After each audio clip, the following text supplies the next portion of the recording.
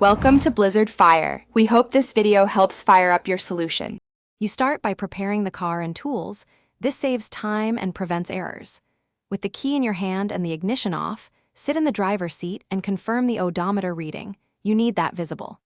Now insert the key and turn to position 1 accessory.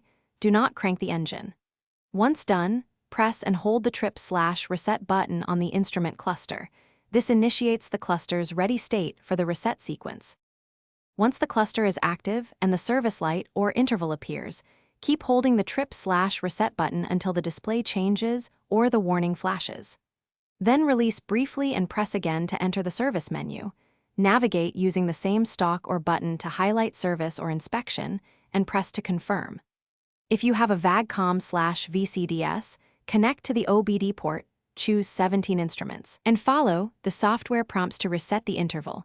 This is more reliable for tricky clusters. To complete the process, turn the ignition off after confirmation, wait about 10 seconds, then start the car and verify the service light is gone and the display shows the new interval. If the light returns, repeat the reset once more. Sometimes a second attempt clears residual flags. If it still persists, connect a diagnostic tool to read stored fault codes, unresolved fault stop resets, and address any faults before retrying.